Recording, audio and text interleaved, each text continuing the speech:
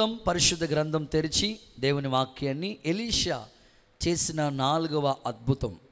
రాసుల 2వ పుస్తకం 3వ అధ్యాయం 16వ వాక్య భాగాన్ని నేను చదువుతాను. మీరు నాతో కలిసి ఈ మాటలు చదవాలని కోరుతున్నాను.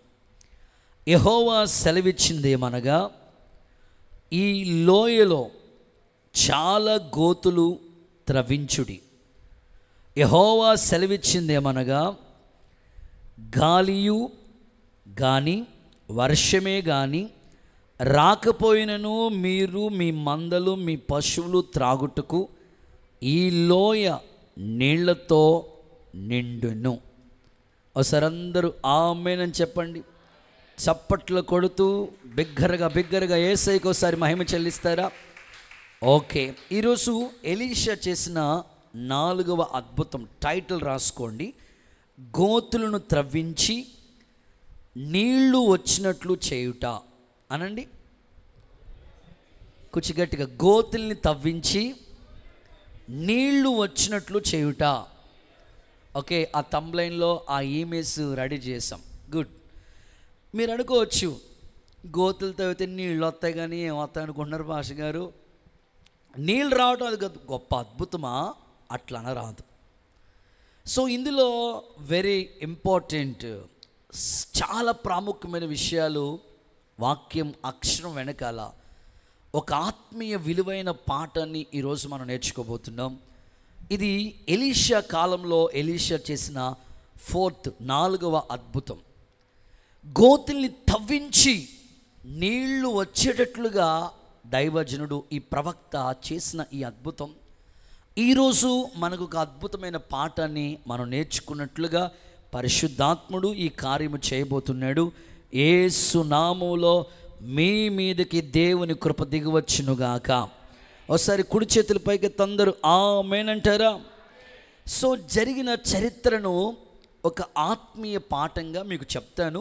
మీరందరూ హెడ్డింగ్ పెట్టుకుని నా ముఖం కళ్ళు అలా చూస్తూ దేవుని వాక్యాన్ని మీరు వింటే ఒక్కొక్క మాటలో ఉన్న విషయాన్ని కేంద్రీకరించి ఆ మాటలో ఉన్న అర్థాన్ని మీకు చెప్పుకుంటూ వెళతాను. జరిగిన చరిత్ర మనం ఆలోచిస్తే, మోయాబు రాజు, ఆయన పేరు మేషా. మోయాబు రాజు. ఈ మోయాబు రాజు ఇశ్రాయేలు రాజు పేరు యెహోరాము. యెహోరాముకి పన్ను ఇస్తూ ఉండేవాడు. ఎంత పన్ను ఇచ్చేవాడయ్యా అంటే 1,00,000 గొర్రెలు, 1,00,000 పొట్టేళ్ళు ఆయనకి పన్ను ఇచ్చేవాడంట.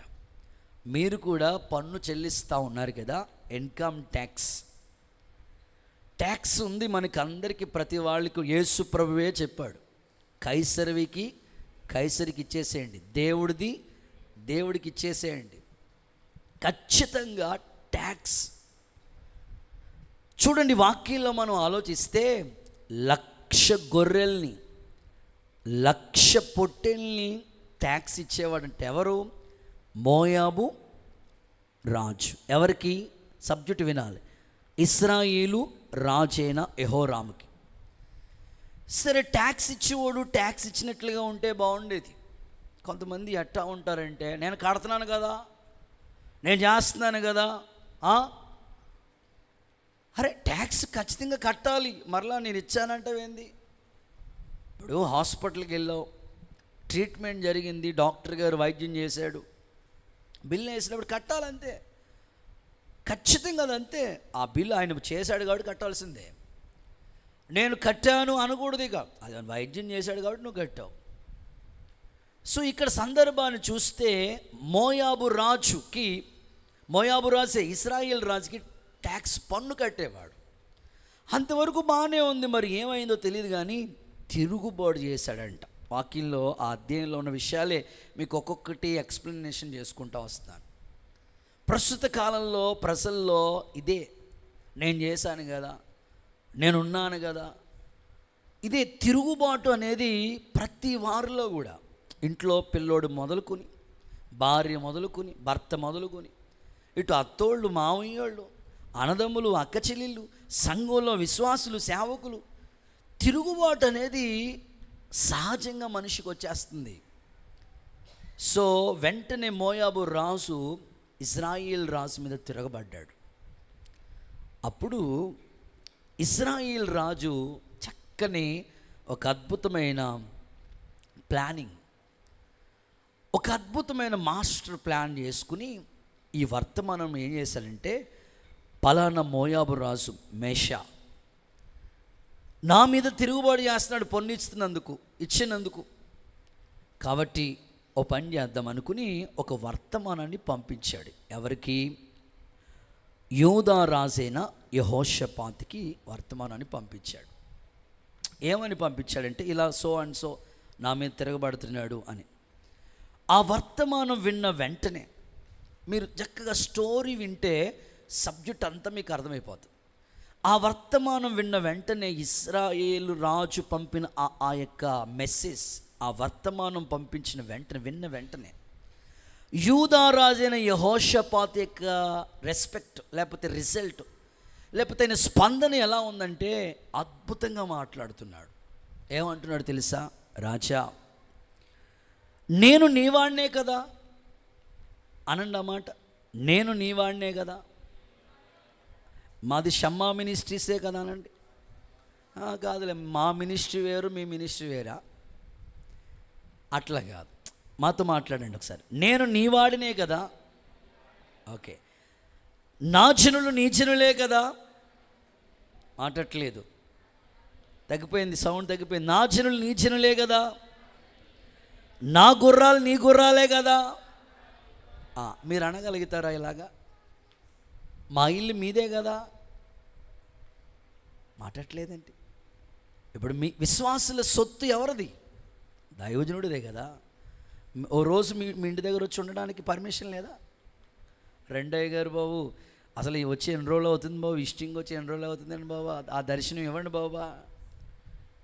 ఓకే, ఉపవాసాలు అయిపోయిన వెంటనే వస్తాం. దేవుడికి స్తోత్రం, హల్లెలూయా. సో ఆ రాజు రెస్పెక్ట్ చూడండి, స్పందన చూడండి. ఇప్పుడు ఇశ్రాయేల్ రాజు వర్తమానం పంపిస్తే ఇశ్రాయేల్ రాజులు వేరు, యోధా రాజులు వేరు. ఒకరికొకరికి ఆంధ్ర, మీరు మాట్లాడట్లేదు. నేను ఆ మధ్యకాలంలో ఒక కూటం ప్రారంభ రోజుల్లో చాలా మన పాత ఎర్రవంతుని దగ్గర పాత చర్చ్ ఉన్నప్పుడు వేరే వాళ్ళకి దేవుడు ఒక అద్భుత కార్యం జరిగితే, ఇది ఈ విషపూరితమైన దీని ఏమంటారంటే మందు కొడతారు కదా, దాన్ని ఏమంటారు, గడ్డి మందు. అది తాగేసిందో పాప. మొత్తం మీద మనకి అక్కడ ఎర్రవంతుని దగ్గర చర్చి ఉంటే అక్కడ దేవుని వాక్యం గొట్టాలు కట్టేవాళ్ళం. వాక్యం విని ఆ ఏటీఎంలో డబ్బులు తీసుకోవడానికి అని వెళ్ళి ఆయన ఆ వాక్యం విని డైరెక్ట్గా వచ్చి మెట్లెక్కి పైన కూర్చున్నాడు, వాక్యం విన్నాడు. లాస్ట్లో దేవుడు మాతో మాట్లాడండి, హాస్పిటల్కి వచ్చి ప్రార్థన చేయమంటే వెళ్ళాను, ప్రార్థన చేశాను. కూటం అంతా అయిపోయింది చక్కగా. ఆ తర్వాత వాళ్ళు దేవుడు స్వస్థపరిచడం, హాస్పిటల్ నుంచి ఇంటికి తీసుకొచ్చారు. వాళ్ళు స్తుతి కూటం పెట్టించుకున్నారు. ఆల్రెడీ అక్కడ వేరే చర్చి ఉంది. ఆల్ పాస్టర్ని పిలిచారు, మమ్మల్ని కూడా పిలిచారు. దేవుడు మాట్లాడాడని వెళ్ళామాట. అక్కడ వాళ్ళు అన్నారు, సౌండ్ సిస్టమ్ లేదు పాస్టర్ గారు, మీరు తీసుకురండి అంటే మేమే తీసుకుని వెళ్ళిపోయాం. టీం అంతా కూడా వెళ్ళాం. మన టీం ఎక్కడికి వెళ్ళినా అన్నీ ఇక ఎవరిని అడగకుండా అన్నీ మనయే ఉంటాయి. సౌండ్ బాక్స్లు ఏంటి, లైట్లు ఏంటి, మైక్లు ఏంటి, బ్యానర్స్ ఏంటి, స్టేజ్ ఏంటి, అన్నీ ఉంటాయి. సరే వాళ్ళని ఇబ్బంది పెట్టకూడదు, అన్నీ మనమే పట్టుకెళ్ళాలనే ఉద్దేశంతో అన్నీ తీసుకుని వెళ్ళాం. అక్కడ జస్ట్ ఫ్లెక్స్ పెట్టాం, జస్ట్ వాగ్దానమే. అక్కడ లీడ్ చేస్తున్న ఒక ఆయన చూసి, ఇక్కడ తెలుగుదేశం పార్టీలో కాంగ్రెస్ బ్యానర్ కట్టారేంటి అంటున్నాడు. స్తోత్రం చెప్పండి ఒకసారి. అంటే ఇక్కడ మేము ఉండగా మరలా మీరు వచ్చి పెట్టడం ఏంటి అనే ఉద్దేశం అన్నమాట. క్రిస్టియానిటీలో అలా ఉంటే ఎలా? సో ఎవరొకరి ద్వారా రక్షణ రావాలి కదా, ఎవరొకరి ద్వారా ఆత్మకార్యం జరగాలి కదా. సో ఇక్కడ ఇశ్రాయేల్ రాజే వర్తమానం పంపించింది, ఇశ్రాయేల్ రాజే. యూదారాజు యెహోషాపాతు యొక్క స్పందన ఎంత అద్భుతంగా ఉందంటే, నేను నీవాడినే కదా అయ్యా. ఒకప్పుడు ఇశ్రాయేల్ రాజులు, యూదారాజులు అందరూ ఒకటే. ఆ తర్వాత వాళ్ళు డివైడ్ అవుతూ వచ్చారు. నేను నీవాడినే కదా, నా జనులు నీ జనులే కదా, నా గుర్రాలు నీ గుర్రాలే కదా అని చక్కగా మాట్లాడుతూ వచ్చాడు. బాగానే ఉంది. ఆ తర్వాత వాక్య లేఖనాల్లో కొంచెం ముందుకెళ్తే మరి ఏం చేద్దాం, మోయాబు రాజేమో ఇలా తిరగబడుతున్నాడు, ఏం చేయాలి, ఇప్పుడు యుద్ధం చేయాలి అంటే అప్పుడు ఎదోము రాజుకు కూడా వర్తమానం ఆలోచింపచేసి ఈ బాగా ఆలకించండి. ఇశ్రాయేల్ రాజు అనండి, కుచ్చిగట్టుగా చెప్పాలి. యోధా రాజు, ఎదోము రాజు, వాళ్ళ పేర్లు కూడా చెప్తాను, మీరు ఎప్పటికీ గుర్తుపెట్టుకోవాలి. ఇశ్రాయేల్ రాజు పేరేమో యెహోరాం, యోధా రాజు ఏమో యెహోషాపాతు. ఎదోము రాజు గురించి అక్కడ పేరు రాలేదు, ఎదోము రాజు అని రాశారు. సరే, వీళ్ళు ముగ్గురు కమిట్ అయ్యి ఓ పని చేద్దాం, మనం ముగ్గురుము కలిసి ఏకీభవిద్దాం, ముగ్గురు కలిసి మనం వెళ్దాం యుద్ధానికి, మేము మీకు తోడుగా ఉంటాం. నిజమే, సహోదరుల ఐక్యత కలిగి ఉండుట ఎంత మేలు, ఎంత మనోహరం. అక్కడ ఆశీర్వాదం, శాశ్వత జీవం ఉంటుంది. అందుకే ఒంటరిగా ఉండటం కంటే జతగా ఉండటం మేలని వాక్యంలో చెప్పినట్లు, సేవ అయినా, పరిచర్య అయినా, కుటుంబం అయినా, ఏదైనా సరే ఒక్కడిగా మనం ఏం చేయలేం, ఇంకొకరు తోడు ఉంటే ఈజీ అవుతుంది. ఇప్పుడు ముగ్గురు కలిసి బయలుదేరారు మోయాబు రాజు మీదకి యుద్ధానికని బయలుదేరుతూ వచ్చారు. ఇంచుమించంట 7 days 7 రోజులు వాళ్ళు చుట్టూ తిరుగుతూ వచ్చారంట. ప్రయాణం చేసుకుంటా బయలుదేరి వెళ్తూ 7 రోజులు ప్రయాణం చేసుకుంటూ వచ్చారు. తీసుకెళ్ళిన గుర్రాలు 7 రోజులు తిరుగుతూ ప్రయాణం చేశారేమో. చివరికి 7 days అయిపోయినప్పటికీ వాళ్ళకి తాగటానికి నీళ్లు లేవు, వాళ్ళ పశువులకి పెట్టడానికి నీళ్లు లేవు. ఇప్పుడు పరిస్థితి ఎలా వచ్చేసిందంటే నీళ్లు లేవు, చుట్టూ తిరిగారు 7 days, నీళ్లు లేవు. ఇప్పుడు నీళ్లు లేకపోతే చాలా బాధపడుతూ ఉన్నాడు. అప్పుడు ఇశ్రాయేల్ రాజు యొక్క మనసు ఎలా ఉందంటే, ఇంకేముందిలే, దేవుడు మనల్ని మోయాబీల చేతిలో పడేయటానికి పిలిచాడేమో. స్తోత్రం చెప్పండి ఒకసారి. ఎంత అవిశ్వాసంగా మాట్లాడుతున్నాడు.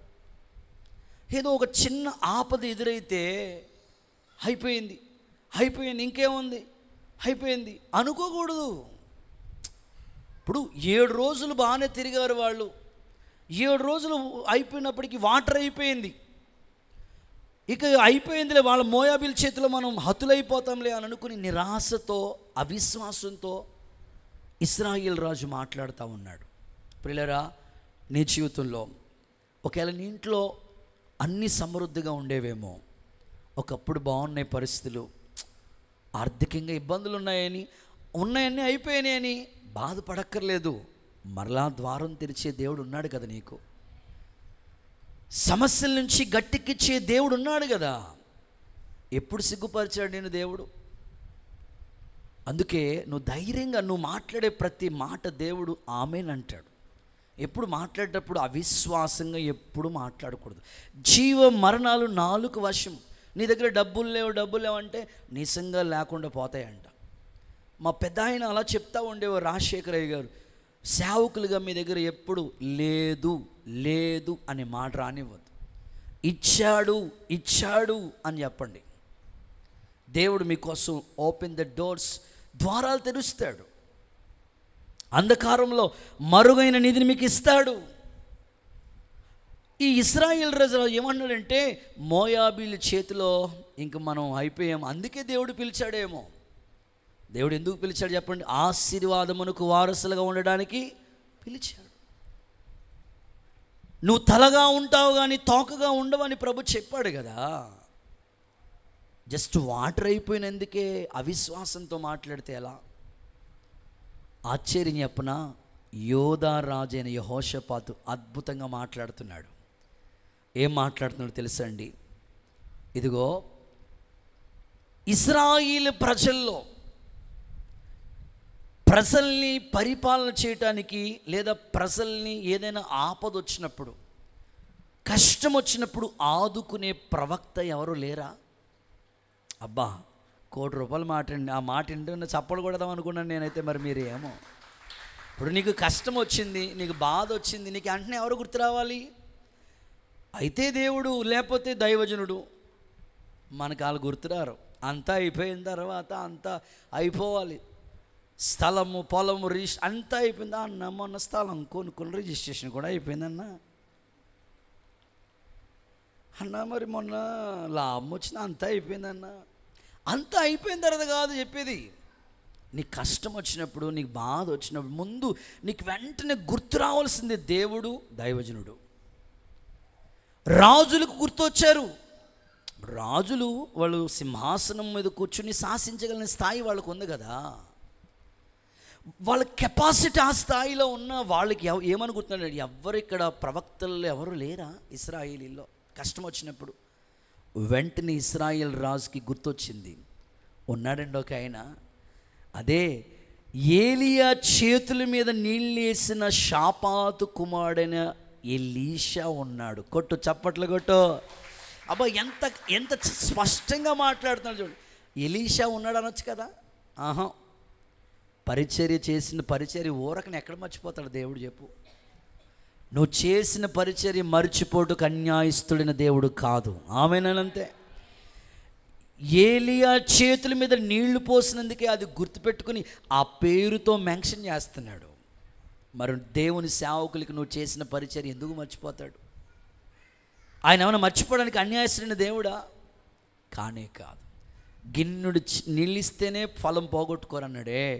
ఎన్ని చేశారు మీరు దేవుని పనికి, సేవకులకి? ఆయన ఎందుకు మర్చిపోతాడు? అక్కడ లేఖనంలో స్పష్టంగా ఉంది కదా. ఏలియా చేతుల మీద నీళ్లు పోసిన ఎలీషా. కరోనా టైంలో కటింగ్ చేయించుకోవడానికి బయటికి వెళ్ళాలంటే భయపడతా ఉండేవాళ్ళం. దేవుడికి స్తోత్రం చెప్పండి. అవునా? మీకు లేదా? ఎంత ప్రతికూలమైన పరిస్థితి. ఆ టైంలో కూడా ఒక తమ్ముడు వచ్చి నాకు కటింగ్ వేస్తూ ఉండేవాడు. స్తోత్రం. ఎందుకంటే ఆ హెయిర్ స్టైల్ దగ్గరికి వెళ్తే ఎంతమంది వస్తారో తెలియదు, అక్కడికి ఏమవుతుందో తెలియదు. సేవకుల్ని అలా కాపాడుకున్న పరిస్థితిలో,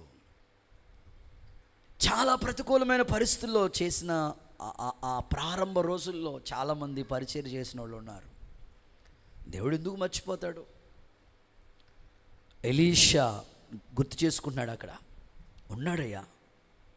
వెంటనే యెహోషాపాతు అంటాడు, అయితే ఆ ఇశ్రాయేలుకి ప్రవక్తగా ఉన్నాయని పిలిపించండి, ఒకసారి ఆయన కబురు పెట్టండి. మొత్తం మీద కబురు పెడతారు. ఎలీషాకి కబురు పెడితే ఎలీషా అంటున్న మాటలు నాకు చాలా ఆశ్చర్యం అనిపించింది అండి. ఏమంటాడు తెలుసు ఎలీషా? చాలామంది ఉన్నారు కదా, నీకు తెలిసిన పాస్టర్లు చాలామంది ఉన్నారు కదా. దేవుడికి స్తోత్రం చెప్పండి ఒకసారి గట్టిగా. హల్లెలూయా చెప్పాలమ్మా. నిజమే, ఇప్పుడు ట్రెండ్ అలా నడుస్తుంది. ప్రస్తుతం ట్రెండ్కి అసలు సబ్జెక్ట్ అంటే దేవుని వాక్యం. కాలాలు మారిపోయినా ఏ తరానికైనా ఈ వాల్యుబుల్ వాక్యం ఇంపార్టెంట్. ఎన్ని రోజులు మారిపోనండి, ఎన్ని సిలబస్లు మారిపోండి, ఎంత అప్డేట్ అయిపోనండి, వాక్యం ఎన్ని తరాలకైనా సెట్ అయిపోతుంది. దేవుడికి స్తోత్రం చెప్పండి. ఏ కాలానికైనా సూట్ అయిపోతుంది దేవుని వాక్యం. అందుకే మాన్యువల్, మనిషి ఎలా బ్రతకాలో ఈ బుక్ మాన్యువల్. నీకు తెలిసిన పాస్టర్లు చాలామంది ఉన్నారు కదా, నా దగ్గరికి ఎందుకు వస్తావు?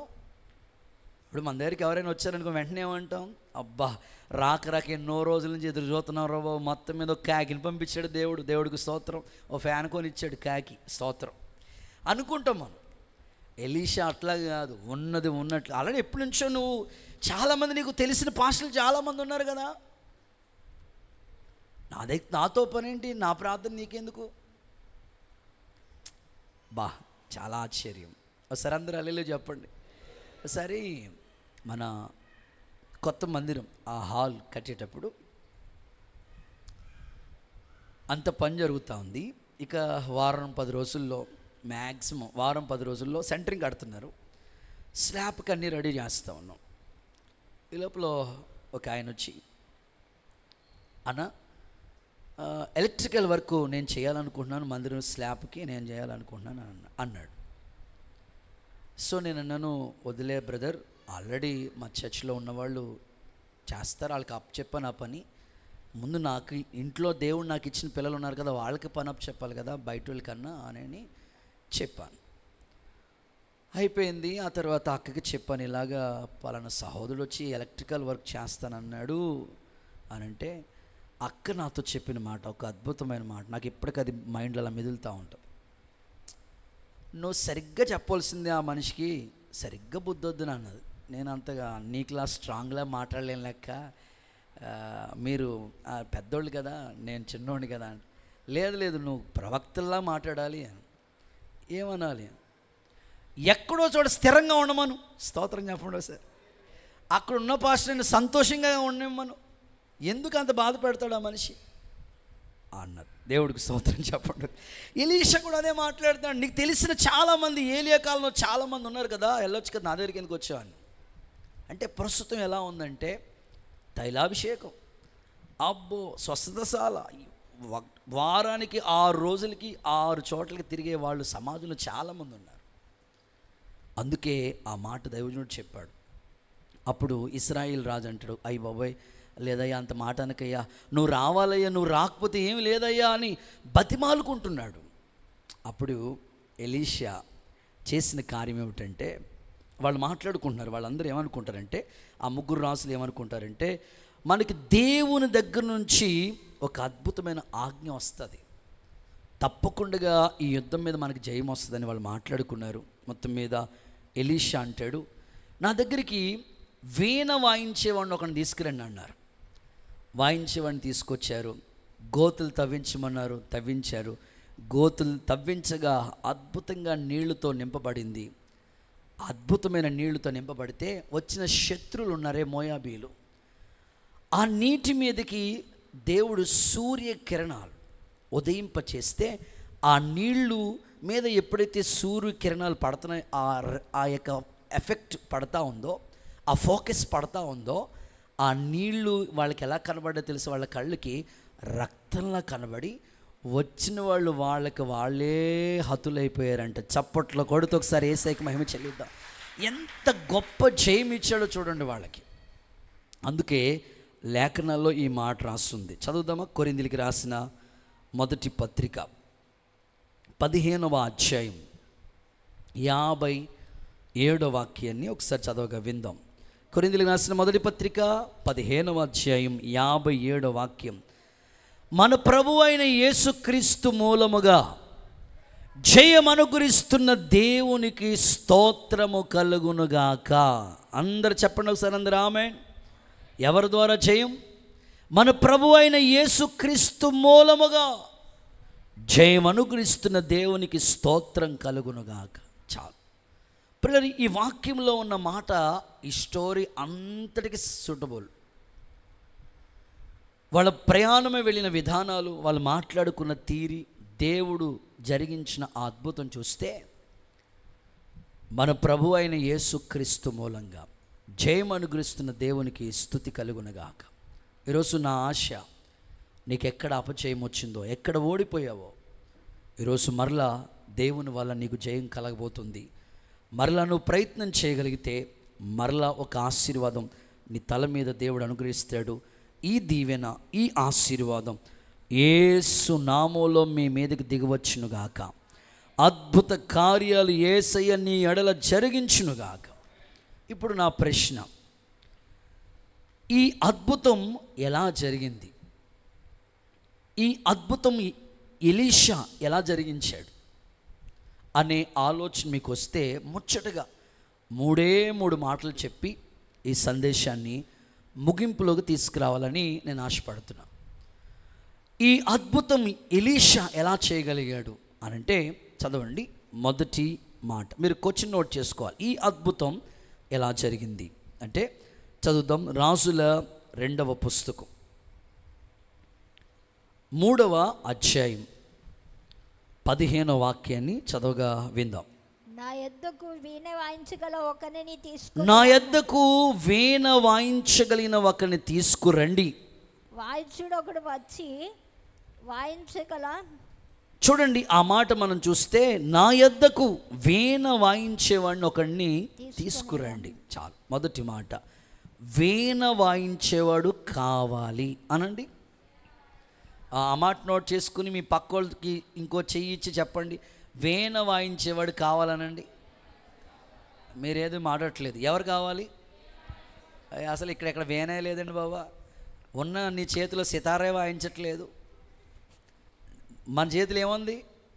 10 తంతుల సితార ఉంది.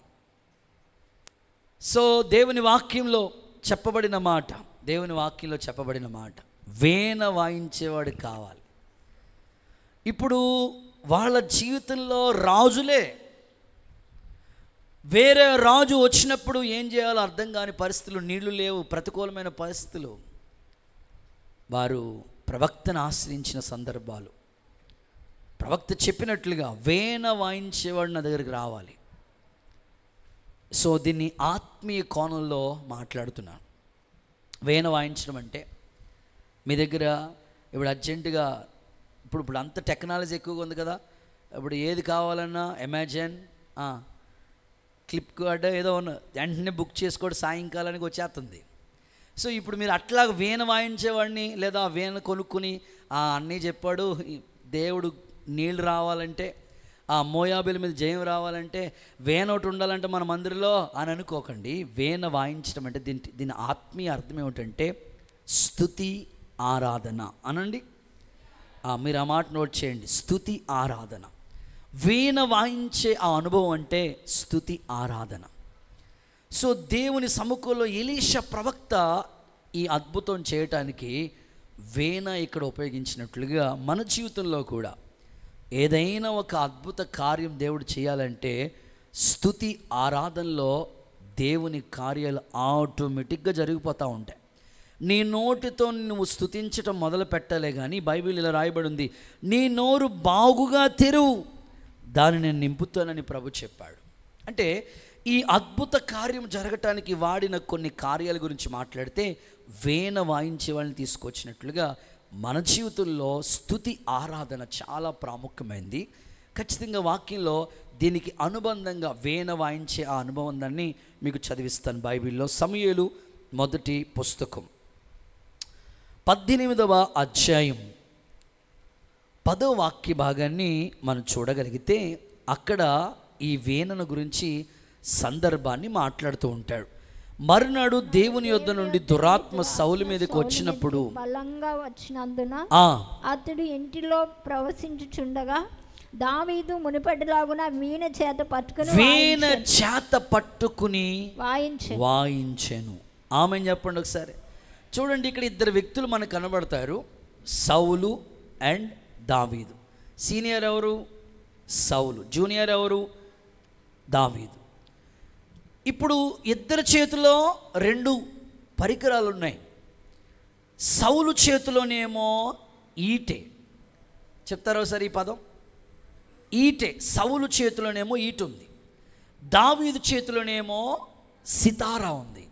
అద్భుతం చెప్పన, సౌలు స్పిరిట్ ఏమిటంటే దురాత్మ పట్టుకుందంట సౌల్ని. దురాత్మ పట్టుకుని పీడించబడుతున్నప్పుడు ఆ సితారా వాయించినప్పుడు, ఆ వీణ వాయించినప్పుడు ఆ దురాత్మ విడిచి వెళ్ళిపోయింది. సో దీన్ని ఆత్మీయంగా చెప్పుకోవాలనంటే ఇక్కడ సౌలు చేతిలో ఈట ఉంది. ఈటే పట్టుకుని ఏం చేస్తాడంటే దావీదు ఎక్కడ కనబడితే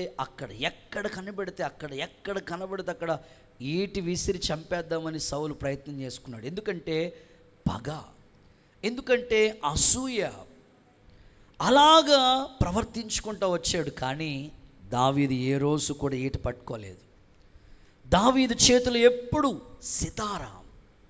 అందుకే దురాత్మలు పారిపోయాయి. ఈరోజు మీ ఇంట్లో వ్యక్తులు మంచివాళ్ళే, భర్త మంచివాడే, భార్య మంచిదే, పిల్లలు మంచివాళ్ళే, కొన్నిసార్లు వాళ్ళ మీద పనిచేసే దురాత్మ. సో నువ్వేం చేయాలంటే వాళ్ళ మీదకి ఆ దురాత్మ వచ్చినప్పుడు నువ్వేం చేయాలంటే వీణ వాయించాలి. వాళ్ళు తిరగబడుతున్నారు కదా, వాళ్ళు వ్యతిరేకిస్తున్నారు కదా, నాకు బలం ఉంది కదా, నేను సెంగు ముడేశాను అనుకో, అట్లా ప్రవర్తించకూడదు. నీ చేతిలో వీణ అనే స్తుతి ఆరాధన ఉంది. మా తాతయ్య గారు ఉండేవారు, ఇప్పుడు లేరు, మహిమలోకి వెళ్ళిపోయారు.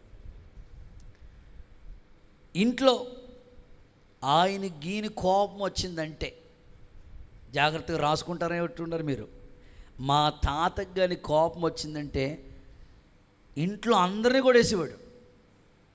మేము 4 పిల్లలు మా నాన్నగారికి, 3 అక్కల్ని ఆయనకి అరే ఎవరు మిస్టేక్ చేయబోయి ఆయన కోపం వస్తే చాలు ఇంకేం ఉంటాడు బట్ చిన్నప్పుడు మాట, ఇప్పుడు కాదు.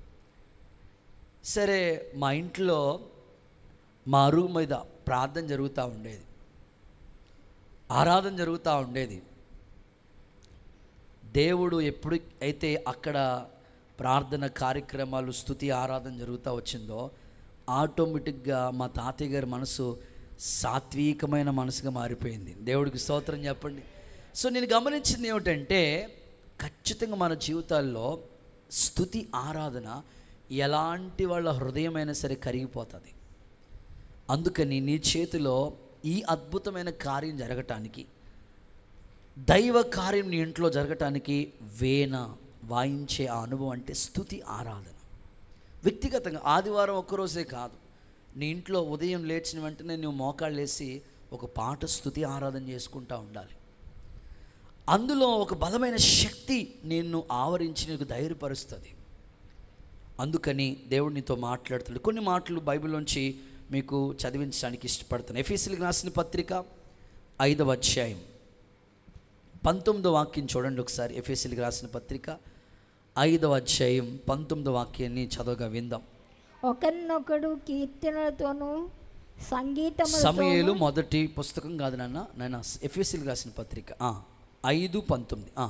అయితే ఆత్మపూర్ణులయ్యుండుడి. ఓకే. ఒకరినొకడు కీర్తనలతోనూ ఒకనికి ఒకడు కీర్తనలతోనూ సంగీతములతోనూ ఆత్మ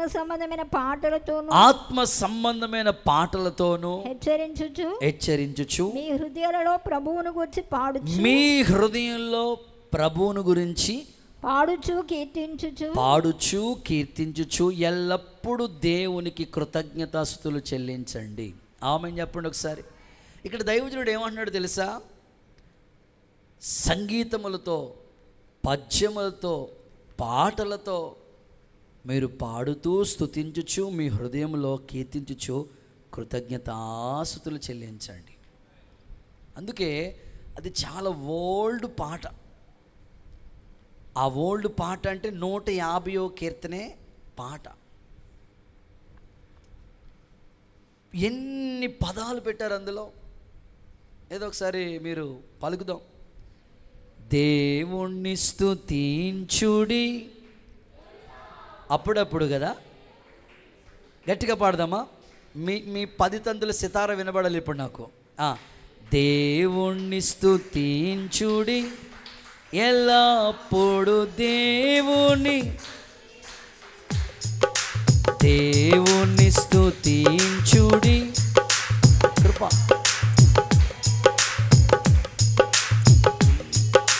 తంబురతోను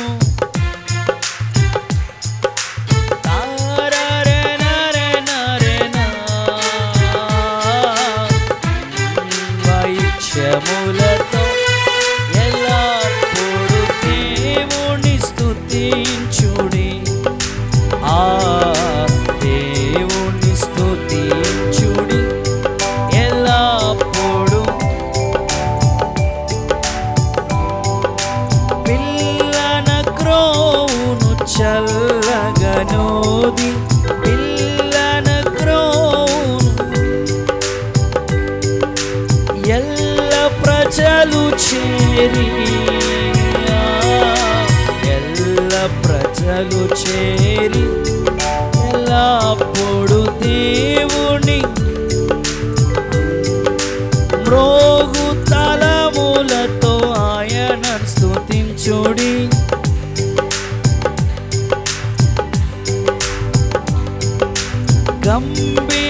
గంభీరతములతో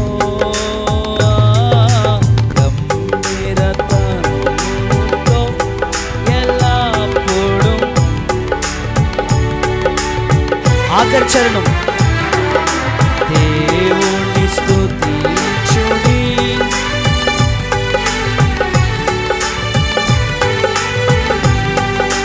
సకల ప్రాణులు యెహోవాను స్తుతించుడి, సకల ప్రాణులు యెహోవాను.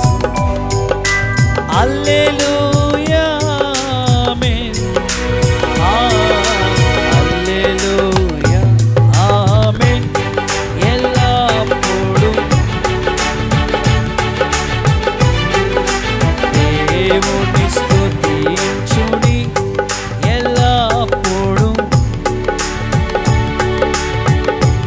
హల్లెలూయా. దేవుణ్ణి స్తుతిస్తూ ఉండగానే ఎరుకో కోట గోడలు కూలిపోయినట్లుగా నీ ఇంటిలో అద్భుతము జరుగునుగాక. వీణ వాయిస్తూ ఉండగానే అద్భుతము జరిగినట్లు నీ ఇంటిలో గొప్ప కార్యాలు దేవుడు ప్రారంభించునుగాక. బైబిల్లో కొన్ని ఆధారాలు మీకు జ్ఞాపకం చేస్తాను. యెహోషాపాతు యుద్ధం, 3 రాజులు తన మీదకి దండెత్తి వచ్చినప్పుడు యెహోషాపాతు చేసిన అద్భుత యుద్ధం ఎలా ఉందో తెలుసా? పాటలు పాడే వాళ్ళని టీం రెడీ చేశాడు. ఏమండి, యుద్ధానికి ఆయుధాలు పట్టుకుని తీసుకుని వెళ్తారా, లేకపోతే పాటలు పాడే టీం తీసుకెళ్తారా? జనరల్గా యుద్ధానికి వెళ్ళేవాళ్ళు ఆయుధాలు తీసుకుని వెళ్తారు, కత్తి లేకపోతే డాలు ఇవన్నీ తీసుకుని వెళ్తారు, గుర్రం మీద వెళ్తారు యుద్ధానికి. కానీ యెహోషాపాతు అలా వెళ్ళలేదు. నీవే దిక్కు అని చెప్పి పాటలు పాడే వాళ్ళని కొంతమందిని రెడీ చేశారు. అందుకే పాటల్లో చాలా గొప్ప కార్యాలు జరుగుతూ ఉంటాయి. మీకు ఒక చక్కని మాట మీకు చెప్పడానికి, పాటల్లో చాలా అద్భుత కార్యాలు జరుగుతూ ఉంటాయి. సో అందుకే మీరు పాటల మీద మీ యొక్క ఇంట్రెస్ట్ పెంచుకోవాలి.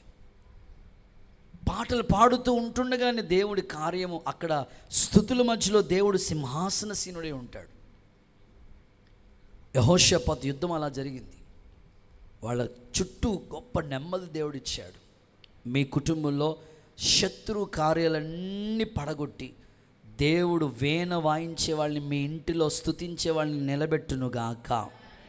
ఓకే, చెన్నై మహాపట్టణానికి ఆ అన్నోళ్ళు ఒకసారి కొత్త పాటల క్యాసెట్ రికార్డింగ్ చేయడానికని వెళ్తూ ఉన్నారు. మేబీ దాదాపుగా వచ్చేసారు. ఇంకొక 10-15 నిమిషాల్లో రికార్డింగ్ స్టూడియో దగ్గరికి వెళ్తారు. అయితే ట్రాఫిక్ బాగా జామ్ అయిపోయింది, వెళ్ళడానికి అవకాశం లేదు. మొత్తం అన్ని కార్లు, బైక్స్, ఆ తర్వాత అన్ని వ్యాన్లు, ట్రాఫిక్ అంతా జామ్ అయిపోయింది. ఒక పెద్ద ఆయన ఏసన్న గారు ఆ కారులో చాలాసేపు నుంచి కూర్చున్నారు. ఆయన గుంటూరు నుంచి చెన్నై వరకు జర్నీ అంటే చాలా కష్టం. చాలాసేపు నుంచి కూర్చున్నారు. బాబు రే నాయన టైం అవుతుందిరా, నేను మరలా మీటింగ్స్కి వెళ్ళాలి, పాట పాడేసి ఏంటి ఇంత లేట్ అయిపోతుంది, అప్పుడే 15 గంటలు వెళ్ళిపోవాల్సిన టైం అన్నమాట. కానీ అప్పటికే ఒక అరగంట సేపు నుంచి అలాగే ట్రాఫిక్లో వాళ్ళు ఇరుక్కుపోయారు. సరే, అప్పుడు పెద్ద ఆయన చెప్పారంట, అసలు ఏమైంది చూసిరారా బాబు ముందుకు వెళ్ళని అక్కడ ఉన్న బ్రదర్తో చెప్తే, ఆ బ్రదరు ఆ యొక్క వ్యాన్లు, లారీలు అవన్నీ దాటుకుంటూ ఇక్కడి నుంచి ఒక ఎర్రొందు దాకా ఉంది ట్రాఫిక్. దాటుకుంటూ వెళ్ళి చూస్తే అక్కడ విచిత్రమైన కార్యక్రమం జరుగుతూ ఉంది. చనిపోయిన ఒక వ్యక్తిని ఊరంతా కూడా ఊరేగించుకుంటా డప్పులు, మేళాలు అన్నీ తీసుకుని వెళ్తూ ఉన్నారంట. దానికోసం ట్రాఫిక్ అంతా జామ్ అయిపోయింది. అక్కడి నుంచి ఆయన వచ్చి అన్నతో చెప్పారట, అన్న ఎవరో ఈ ఊరిలో ఇంపార్టెంట్ పర్సన్ అంట, ఆయన చనిపోయినందుకు ఊరంతా డప్పులతో, మేళాలతో ఊరేగించుకుని బ్యాండాలతో తీసుకుని వెళ్తున్నారు, అందుకే ట్రాఫిక్ జామ్ అని. ఇంకొక అరగంట ఉండాలన్నా మనం ఇక్కడ, స్తోత్రం చెప్పండి సార్, ఇంకొక అరగంట ఉండాలన్నా మనం ఇక్కడ అంటే, అప్పుడు అన్న చెప్పారంట ఏమనంటే, అరే చచ్చిపోయినోడికే ఇంత ఊరేగింపు ఉంటే చెప్పండి బతుకున్న ప్రభుని ఎంత బాగా ఆరాధన చేయాలరా మనం, మొదలెట్టండి రా, పట్టుకోండి రా, కార్డు పెట్టుకో అని అక్కడే మొత్తం కీబోర్డ్ పెట్టి యేసు రక్తమే చేయం, స్తోత్రం చెప్పండి ఒకసారి. సో నేను చెప్పేది ఏంటంటే, ప్రస్తుతం మృతతుల్యమైన వాటి కొరకు ఎన్ని చేస్తూ ఉన్నారు, వట్టి విగ్రహంలో ఏమీ లేని వాటి కొరకు ఎన్ని చేస్తున్నారు. జీవం గల దేవుణ్ణి నువ్వు ఎలా ఆరాధించగలుగుతున్నావు? గడప కమ్ములు పునాదులు కదిపోయినట్లుగా అంత మహిమ కలిగిన ఆరాధన నువ్వు చేయగలుగుతున్నావా? మైమరిచి స్తుతించగలిగినప్పుడు దేవుని శక్తి దిగి వచ్చినట్లుగా వాక్యంలో చదువుతున్నాం కదా. ఆకాశం గతించిన, భూమి గతించిన, దేవుని మాటలు గతించవు కదా. దేవుని వాక్యం మీదకి ఎందుకు నీకు ఆ నమ్మకం రావట్లేదు? ఈరోజు వీణ వాయించేవాళ్ళు నీ ఇంట్లో రావాలి. నీవే దేవుడు నీకు ఇచ్చిన ఆ 10 తంతుల సితారను వాయించి స్తుతించి చక్కగా ఇంట్లో నువ్వు రోజు స్తుతి ఆరాధన చేయటం మొదలుపెట్టు. ప్రతి ఉదయమున అలా ప్రారంభించు, ప్రతి సాయంకాలం అలా ప్రారంభించు. దేవుని కార్యం అద్భుతం నీ ఇంట్లో దేవుడు జరిగించునుగాక. ప్రకటన గ్రంథంలో కూడా రాశాడు వీణ గురించి. చూద్దాం, ప్రకటన గ్రంథం 14వ అధ్యాయం 2వ వాక్యం చూడండి ఒకసారి. ప్రకటన గ్రంథం 14వ అధ్యాయం 2వ వాక్యం అక్క. మరియు విస్తారమైన జలముల ధ్వనితోను గొప్ప ఉరుము ధ్వనితోను సమానమైన ఒక శబ్దం పరలోకములోంచి ఒక శబ్దము రాగా నేను దాన్ని విన్నాను. నేను వినిన ఆ శబ్దం ఎలాంటిదో తెలుసా? వీణలు వాయించుచున్న వైనికులు నాదము పోలినది. హల్లెలూయా, గట్టిగా ఆమేన్ చెప్పండి. అక్కడ ఆ సింహాసనం ఎదుట 4 జీవులు పెద్దలు ఒక కొత్త కీర్తన పాడుతున్నారంట. హల్లెలూయా. సో నా ఆశ దేవుని సన్నిధిలో స్తుతిస్తూ ఉండగానే దేవుడి కార్యాలను జీవితంలో మొదలెడతాడు. ఓకే, కాబట్టి వీణ వాయించి ఏ సమస్య నీ ఇంట్లో వచ్చినా, ఏ కష్టం వాళ్ళు రాజులే కదా, రాజులు సహితం ఆ వీణ వాయించేవాడిని తీసుకురామంటే తీసుకొచ్చారు. అద్భుతం జరిగింది వాళ్ళకి. కనుక స్తుతి ఆరాధన అలాంటి కార్యాలు చేస్తుంది. ప్రభువు నీ జీవితంలో ఈ కార్యాన్ని మొదలుపెట్టునుగాక. రైట్, ఇక 2వ మాటలకు వెళ్ళిపోతున్నాను.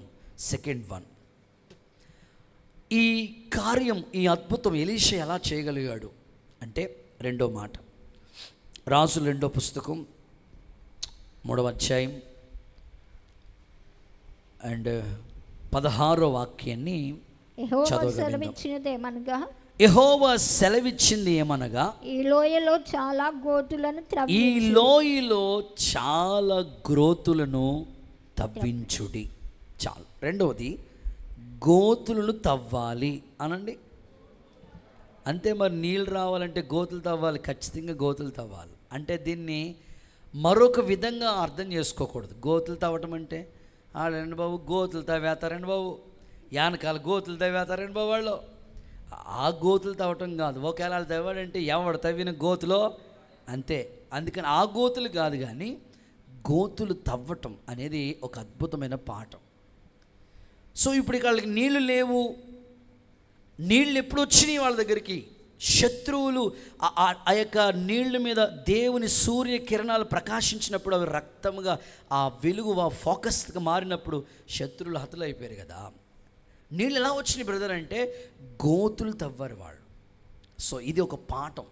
గోతులు తవ్వటం అనేది ఒక అద్భుతమైన పాఠాన్ని చూపిస్తూ ఉంది. ఏంటిది గోతులు తవ్వటం అంటే ఏంటి అంటే జనరల్గా మనం మాట్లాడుకోవాలంటే ఆ వాక్యంలో ఈ విధంగా ఉంది. ఆయన నేల మంటితో నరుని నిర్మాణం చేశాడు. మనం మంటి వాళ్ళం. మీరు చూడండి, పొద్దున్న స్నానం చేశారు, ఆఫీస్కి వెళ్ళారు, డ్యూటీకి వెళ్ళారు, పనులకి వెళ్ళారు, స్కూల్కి కాలేజ్కి వెళ్ళారు, సాయంకాలం వచ్చినప్పటికి ఇలా అంటే 1/2 కేజీ మట్టి వస్తుంది. మనం మంటి వాళ్ళమే, మట్టివారం. సో మట్టితో దేవుడు మనల్ని చేశాడు కనుక ఈ మట్టి స్వభావం.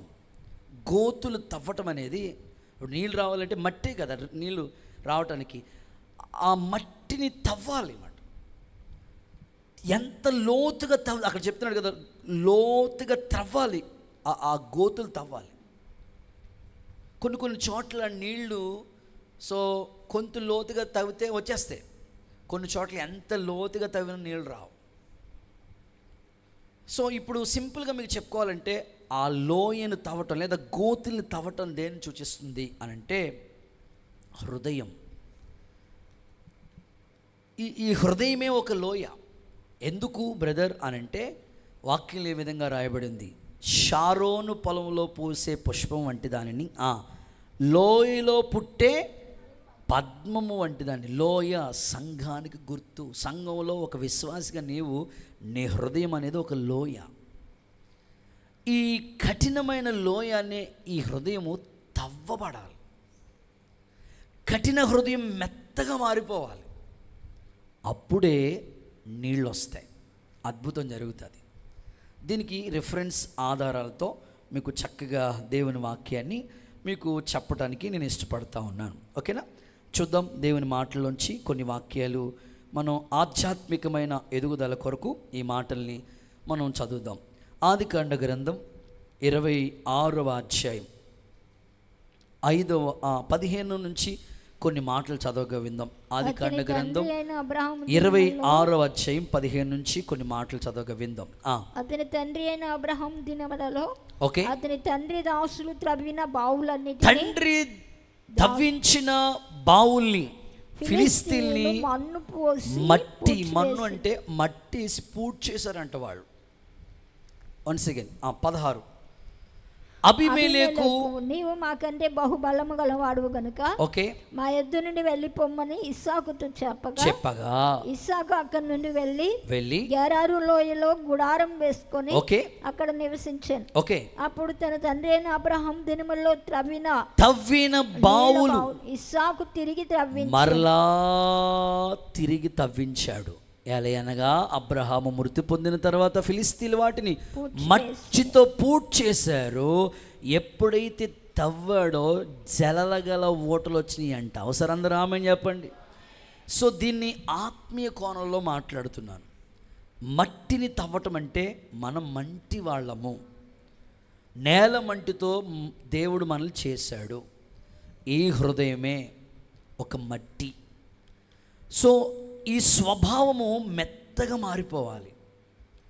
అబ్రహాము దినముల్లో అద్భుతమైన బావులు తవ్వించాడు, కానీ ఫిలిస్తీన్లు శత్రువులు మట్టేసి పూర్తి చేశాడు. సాతాను అడిగాడు కూడా, నీ హృదయాన్ని పూర్తిగా మూసేశాడు, మట్టేసి పూర్తి చేశాడు. ఇప్పుడు నీళ్లు రావట్లేదు. నీళ్లు రావాలంటే మరలా తవ్వాలి. అప్పుడు జలగల ఓటలు వచ్చినాయి. ఈరోజు నా ఆశ, నా ప్రార్థన ఏమిటంటే, నీలో ఒక అద్భుతం, నీ కుటుంబంలో, నీ ఇంట్లో, నీ జీవితంలోనే ఒక అద్భుతం జరగాలంటే దేవుడికి హృదయమే దేవాలయం. ఈ హృదయము కఠినంగా చేసుకోకూడదు, మెత్తగా మారిపోవాలి. లోయ త్రవ్వబడటం పశ్చాత్తాపానికి గుర్తుగా కనబడుతుంది. దీనికి ఇంకా కొంచెం అనుబంధంగా మాట్లాడాలంటే గారడి సిమోన్ అనండి. పేతురు, యోహాన్లు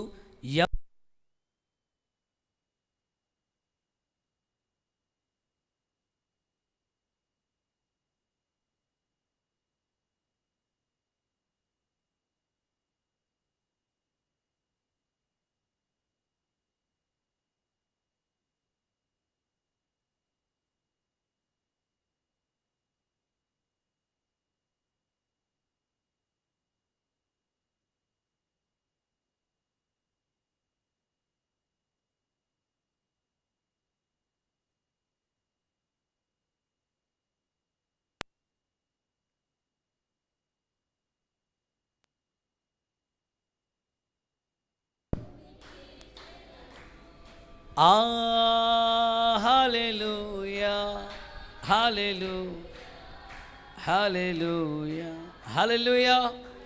సో గారడి సిమోన్, పేతురు, యోహాన్లు ఎవరి మీద చేతులు ఉంటే వాళ్ళు అభిషేకించబడతా ఉన్నారు.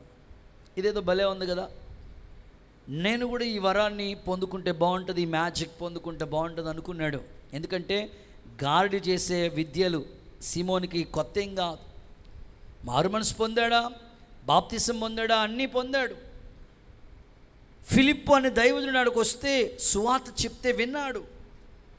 అయితే ఈ యోహాను, పేతురు ఎవరి మీద చేతులుంటే వాళ్ళు అద్భుతంగా అభిషేకించబడతా ఉన్నారు.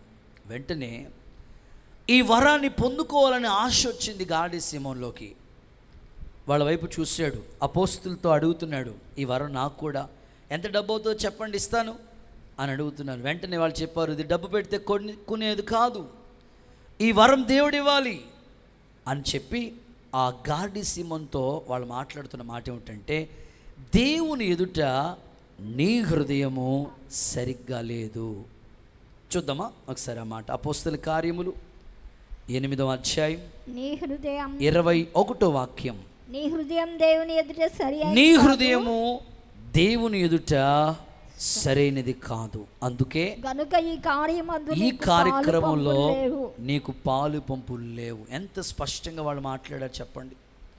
అందుకే ఈరోజు దేవుడు నీతో మాట్లాడుతున్నాడు. నీళ్లు రావాలంటే, ఒక అద్భుతం నువ్వు చూడాలంటే లోయను తవ్వాలి, గోతుల్ని తవ్వాలి. అదే హృదయం అనే ఆ లోయ.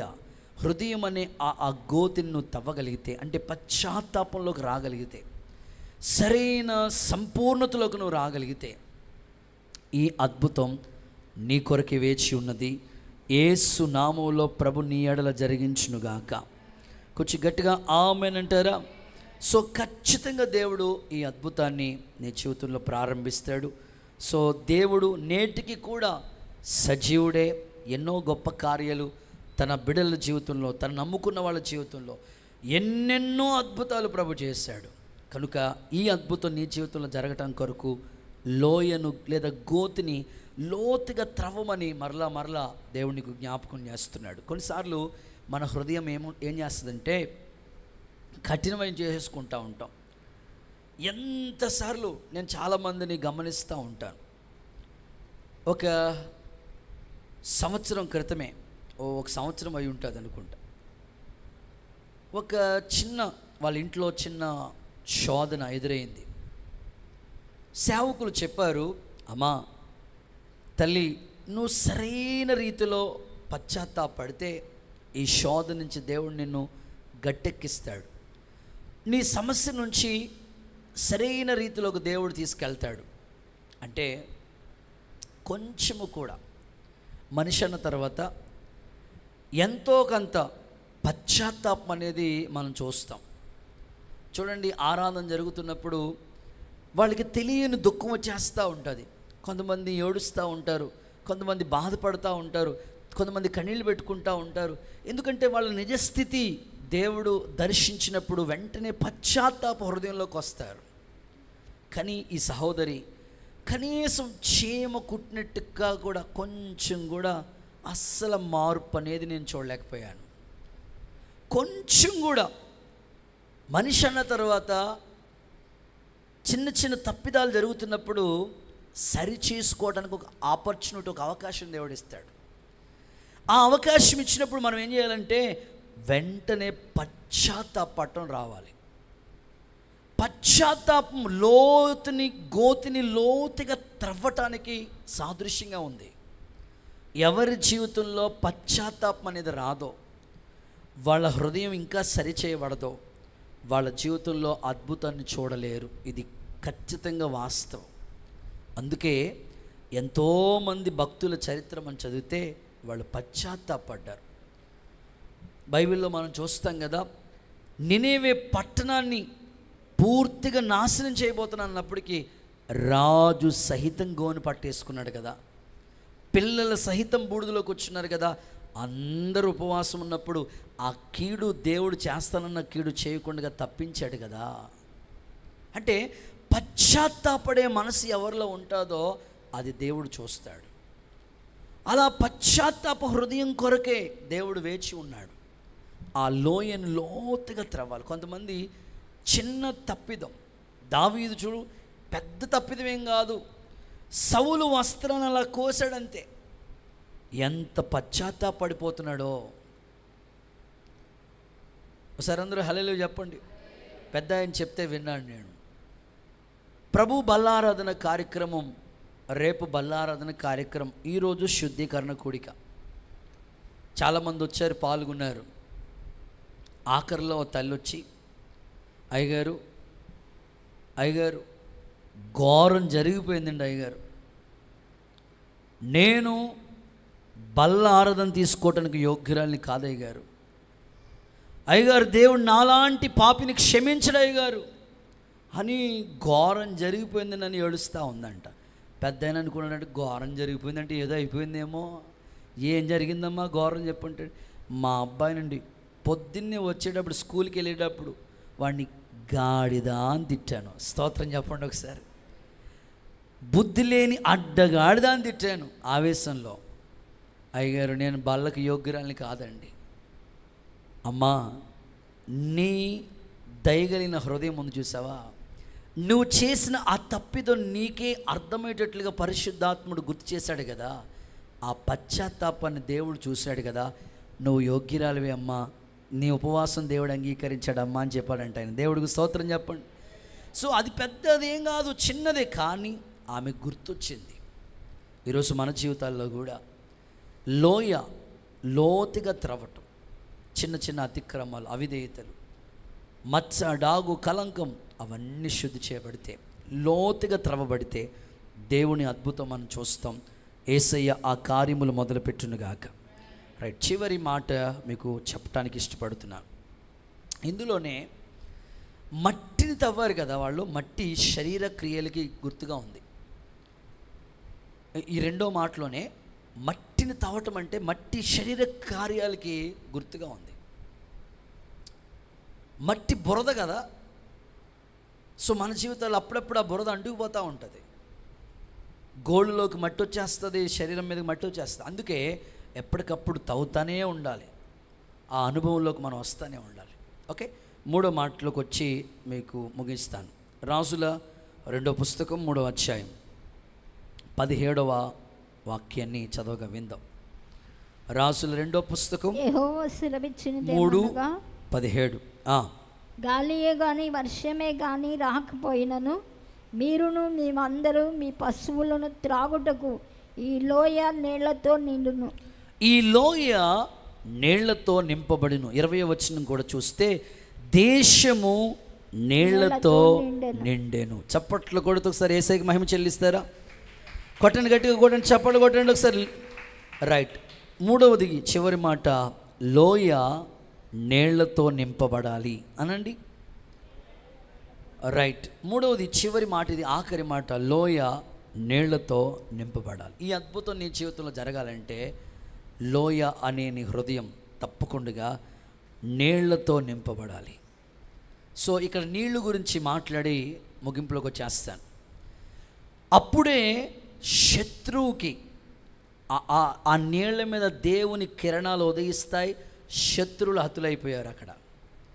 సో ఎప్పుడైతే ఆ లోయ నీళ్లతో నింపబడిందో, సో వచ్చిన శత్రువులు హతులైపోయారు. నీ ఇంట్లో సాతానుడు నీ ఇంటి మీద వెలితాండం చేస్తున్నాడు, నీ కుటుంబంలో సమాధానం లేకుండా చేస్తున్నాడు, నీ పిల్లల పరిస్థితి ఏం అర్థం కాకుండా ఉంది. అయితే దేవుడు అంటారు, ఖచ్చితంగా నీళ్లతో నింపబడితేనే అద్భుతం జరిగేది.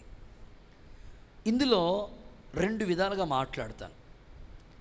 నీళ్లు లేకపోతే అద్భుతం లేదా,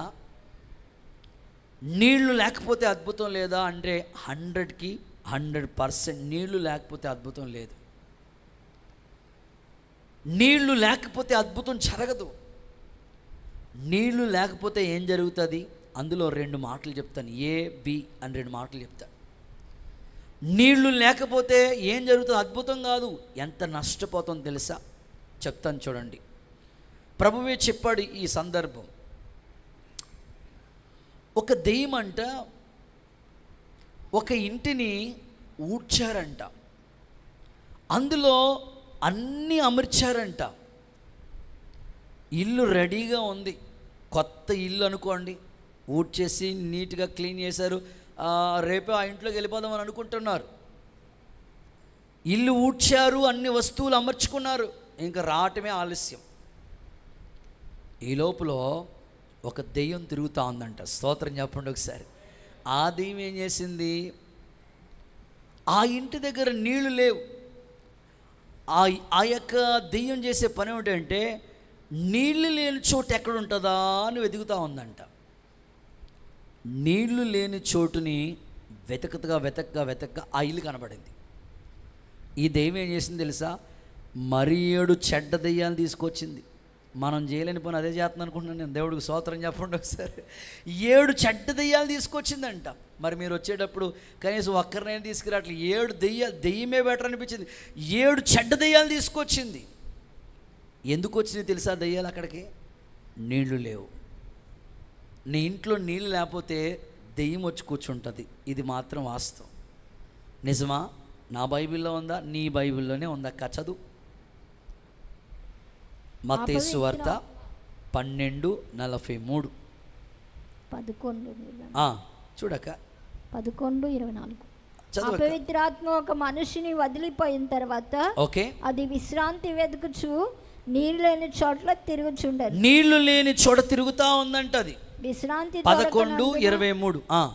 విశ్రాంతి దొరకనందున నేను విడిచి వచ్చిన నా ఇంటికి తిరిగి వెళ్ళేదని అనుకొని వచ్చి ఆ ఇల్లు ఊడ్చి అమర్చి ఉండుట చూసి వెళ్ళి తనకంటే చెడువైన మరి 7 అపవిత్ర ఆత్మలను వెంటబట్టుకుని వచ్చాను. ఓకే, అవి అందులో ప్రవేశించి అక్కడనే కాపురం ఉండు. నేను చెప్పింది కరెక్టే. 12:43 12:43 మత్తయి సువార్త 12:43. ఓకే, అపవిత్రాత్మ ఒక మనుష్యుని వదిలి వెళ్ళిపోయిన తర్వాత అది విశ్రాంతి వెతుకుచు నీరు లేని చోట్ల తిరుగుచుండెను. మత్తయి, ది బుక్ ఆఫ్ మత్తయి 12:43.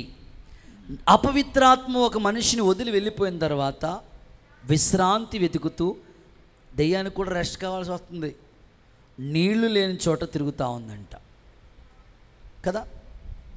నీళ్లు లేని చోట. ఒకసారి అందరూ ఆమెను చెప్పండి, ఒకసారి ఆ మాట టిక్ చేసుకోండి. 12:43. నీళ్లు లేని చోట్ల అంటే దెయ్యం తిరిగే చోటు, నీళ్లు లేని చోట. సో ఈ నీళ్ళు ఏంటో చెప్తాను లాస్ట్లోకి వచ్చినప్పటికీ. అసలు నీళ్లు లేకపోతే అద్భుతం లేదు. అందుకే ఎక్కడ నీళ్లు కనబడవో అక్కడ దెయ్యం తిరుగుతూ ఉంటుంది. నెక్స్ట్ బి, నీళ్లు లేకపోతే ఎంత నష్టమో చెప్పనా? తిరుగుబాటు. అనండి, గట్టిగా చెప్పాలి మీరు. ఆ ఇంట్లో మీ భర్త తిరగబడుతున్నాడా, భార్య తిరగబడుతుందా, పిల్లలు తిరగబడుతున్నారా, ఇంట్లో వాళ్ళందరూ తిరగబడుతున్నారంటే అక్కడ నీళ్ళు లేవు. నిజమేనా? చూద్దాం. సంఖ్యాకాండం 20వ అధ్యాయం 2వ వాక్యం. సంఖ్యాకాండం 20వ అధ్యాయం 2వ వాక్యం చూద్దామా? సమాజమునకు నీళ్లు లేకపోయినందున వారు మోషే మీద అహరోను మీద విరోధంగా తిరుగుబాటు. మోషే నాయకుడు, అహరోను యాజకుడు, వాళ్ళని కూడా చూడకుండా తిరగబడిపోయారంటే ఏంది అది? నీళ్ళు లేవు. చూసారా? చూసుకోండి. రెండు సబ్జెక్టుల కింద మీకు ఇందులో చెప్తా వచ్చాను. నీళ్లు లేకపోతే ఎంత నష్టమో. ఒకటి, దెయ్యం తిరుగుతుంది, వచ్చి కూర్చుంటుంది. నీళ్లు లేకపోతే ఖచ్చితంగా తిరగబడేవాళ్ళు ఉంటారు. అందుకని ఇప్పుడు లోయ నీళ్లతో నింపబడాలి. ఆమెనండి ఒకసారి ఇంకొంచెం గట్టిగా ఆమెనంటారా? మరయ్య గారు, ఆ నీళ్ళు ఏంటి? పశు నీళ్ళ, నిమ్మకాయ నీళ్ళ, మీకు తెలిసిన జీలకర్ర నీళ్ళ? అత్తగారు తిట్టిందంటండి, అత్తగారు తిట్టకుండా జీలకర్ర నీళ్ళు తగ్గిపోతుంది, ఇంక తిట్టదా? ఇవి బోల్డ్ అని కొటేషన్స్ ఉన్నాయి కాదు, కానీ జీలకర్ర నీళ్ళు, పశు నీళ్ళు, ఏ నీళ్ళు, కొబ్బరి నీళ్ళు కూడా కాదు. ఏ నీళ్ళు? ఆ నీళ్ళు గురించి చదివిస్తాను చూడండి. యోహాను సువార్త 7వ అధ్యాయం 37-39 వరకు. యోహాను సువార్త 7వ అధ్యాయం ఆ పండుగలో 37 అంత్య దినమున 37 నుంచి 39 వరకు. 7:37. యేసు నిలిచి ఎవడైనా దప్పికొనిన ఎడల నా యొద్దకు వచ్చి వాడు నా దగ్గరికి రావాలి, దప్పి తీర్చుకోవాలి. నా యందు విశ్వాసించువాడు ఎవడో వాడి కడుపులో నుండి జీవ జల నదులు ప్రవహించును. కొట్టు చెప్పట్లే యేసయ్యకి. జీవ జల నదులు ప్రవహించును. ఆ 39లోకి వస్తే తన యందు విశ్వాసముంచు వారు పొందబో పరిశుద్ధాత్మను గురించి ఆ మాట చెప్పి, అంటే నీళ్లు ఈక్వల్ టు పరిశుద్ధాత్మ. నోట్ చేసుకోండి. అంటే ఏ సంఘంలో పరిశుద్ధాత్మ కార్యం జరగదో అక్కడ తిరగబడే వాళ్ళు ఎక్కువ మంది ఉంటారు. ఏ ఇంట్లో పరిశుద్ధాత్మ పొందుకున్న వాళ్ళు ఆ సంఖ్య తక్కువ అవుతుందో ఆ ఇంట్లో దెయ్యం పని ఎక్కువ పనిచేస్తూ ఉంటుంది. అందుకని ఈ నీళ్లు అనే ఈ అభిషేకం ప్రతి సంఘం మీద, ప్రతి వ్యక్తి మీద కుమ్మరించబడాలి. అప్పుడే ఈ అద్భుత కార్యం మన జీవితంలో కన్నులారా మనం చూస్తాం. యేసు నామములో ఈ అద్భుతాన్ని దేవుడు ప్రారంభించునుగాక. హుషారుగా మాట్లాడదామా? చాలా చోట్ల ప్రస్తుత కాలంలో ఎక్కువ మంది తిరుగుబాటు చేసేవాళ్ళు ఉన్నారు. చాలామంది పిల్లలను మీరు చూడండి, దెయ్యపు శ్రేష్టలన్నీ వాళ్ళు చేస్తూ ఉన్నారు. ఎందుకయ్యా అంటే అక్కడ దేవుని ఆత్మ కార్యానికి చోటు లేదు. అందుకే మీరు ప్రార్థన చేసుకోవాలి, ప్రభా మా ఇంట్లో నీ ఆత్మ కార్యము, నీళ్ల ప్రవాహము. బైబిల్ ఏ విధంగా రాశారు? హృదయములో నుండి జీవ జలనది ప్రవహిస్తుందని రాశారు. కాబట్టి పరిశుద్ధాత్మను పొందకుండా కొన్ని ఆటంకాలు ఉంటాయి. ఆ ఆటంకాలను బట్టి ఆత్మదేవుడు దర్శించలేకపోతాడు. అందుకే ప్రస్తుతం ఈ అద్భుతం జరగటం కొరకే, నీళ్ళు అనే ఆ అభిషేకం పొందుకోవటం కొరకే, ఆ నీళ్ళ మీద సూర్య కిరణాలు ప్రకాశించినప్పుడే శత్రువులు వాళ్ళే పొడుచుకున్నారు. ఆ యుద్ధంలో వాళ్ళకి గెలుపు వచ్చింది, జయం వచ్చింది. కాబట్టి ఎవరి వల్ల సాధించలేనిది ఒక ఆత్మ దేవుని సహాయం ద్వారా మనం సాధించగలం. పరిశుద్ధాత్ముడు మనకి ఎప్పుడు సహాయం చేస్తూ ఉంటాడు. సేవలో ఎన్నో పోరాటాలు మాకు ఎదురవుతూ ఉంటాయి. ఎన్నో ప్రతికూలమైన పరిస్థితులు, అసలు అర్థం కాదు, ఏంటి ఇలాంటి పరిస్థితులు ఎదురైనాయి అంటే అనుకుంటాం మేము. ఎందుకు అలా జరిగింది అక్కడ అని ఆలోచించిన వెంటనే మాకు అర్థమైపోతుంది. వెంటనే తిరుగుబడే స్వభావం ఎందుకు వచ్చిందంటే ఆత్మదేవుని సహాయాన్ని వాళ్ళు పోగొట్టుకున్నారేమో. వెంటనే మరలా అక్కడ దేవుని సహాయం వచ్చే వరకు ఉపవాస ప్రార్థన, కన్నీటి ప్రార్థన, లోయను తవ్వుతూనే ఉన్నప్పుడు ఎలాగైతే నీళ్ళు వస్తాయో ఆత్మ దేవుని సహాయం ఆ ప్రాంతంలో జరగాలి. కొన్నిసార్లు కొత్త ప్రాంతాలకు వెళ్తూ ఉంటాం, అక్కడ సువార్తకి ఆటంకాలు వస్తూ ఉంటాయి. తిరగబడే స్వభావం ఎక్కువ వచ్చేసి ఆ మైకులు కట్టేయండి, ప్రార్థనలు ఆపేయండి, పరిచర్య చేయకూడదు, ఇలా చాలా అలాంటి వ్యతిరేకతలు చాలా చోట్ల మాకు ఎదురయ్యేవి. మరలా ఆ ప్రాంతంలో చాలా సందర్భాలు ఆ ప్రాంతంలో ఆ వ్యతిరేకత పోవటం కోసం చాలా రోజులు ఉపవాసాలు చేయటం, కన్నీళ్లు కార్చడం, ప్రార్థన చేయటం, లోయను తవ్విన సందర్భాలు చాలా ఉన్నాయి. సో తర్వాత దేవుడు మరలా అక్కడ దయ చూపించి అక్కడ అనేకులు అభిషేకింపబడిన వాళ్ళని లేపి అక్కడ నీళ్లు అనే ఆ ప్రవాహం పనిచేసినప్పుడు దేవుని కార్యాలు జరిగినట్లుగా చాలా సందర్భాల్లో మేము చూసాం. ఈ రాత్రి ఒక సేవకునిగా, ఒక అన్నగా నేను చెప్పే పాఠం ఒకటే. సో ముచ్చటగా ఈ 3 అనుభవాలు నీ జీవితంలో చేయగలిగితే తప్పకుండా ఈ యుద్ధం దేవుడు జరిగిస్తాడు. యుద్ధం యెహోవాదే. మోయాబీలు భయంకరమైన మనుషులు. వాళ్ళు మోయాబీలు ఎవరో తెలుసా? లోతు సంతతి. వాళ్ళు ఇశ్రాయేలు మీద తిరగబడతా ఉన్నారు. అర్థం చేసుకోవాలి, ఇశ్రాయేలీలు ఎవరు? దేవుని ప్రజలు. ప్రస్తుతం ఇప్పుడు జరుగుతున్నదే. శత్రువు విలయతాండం చేస్తూ ఉన్నాడు. ఆ తిరుగుబాటు, ఆ కార్యాలన్నీ ఆపబడి, అణచబడి దేవుని నామం పైకెత్తబడాలంటే ఇదిగో ఈ అనుభవంలోకి వచ్చేవాళ్ళు కావాలి. సో అదేంటి, ఈ అద్భుతం ఎలా జరుగుతుంది అని అంటే, మనకెప్పుడు గెలుపు వస్తుంది అని ఆలోచిస్తే ఇదిగో ఈ ముచ్చటగా 3 మాటలు మీకు చెప్పాను. చెప్పండి. 1, వేణ వాయించే వాళ్ళు కావాలి అనండి. అంటే స్తుతి ఆరాధన నీ ఇంట్లో ఎప్పుడు జరుగుతూ ఉండాలి. నెంబర్ 2, గోతులు తవ్వాలి, అంటే హృదయం తవ్వబడాలి, పశ్చాత్తాపంలోకి రావాలి, కఠినంగా ఉండకూడదు. నెంబర్ 3, లోయ నీళ్లతో నింపబడాలి, అంటే ఆత్మ నింపుదల. సో ఈ అనుభవంలోకి వచ్చినప్పుడు ఆ నీటి మీదకి సూర్యకిరణాలు ప్రకాశించబడతాయి. వచ్చిన శత్రువులు హతులైపోతారు. దేవుడు నీవున్న ప్రాంతంలో ఒక సాక్షిగా నేను వాడుకుంటాడు. నీ కుటుంబం ద్వారా అనేకులు కట్టబడతారు. యేసయ్య ఇలాంటి అద్భుతం ఈ రాత్రి జరిగించునుగాక, సేవలో జరిగించునుగాక, ఆత్మ దేవుని కార్యాలు దేవుడే నీ జీవితంలో జరిగించునుగాక. ఆమేన్. అందరూ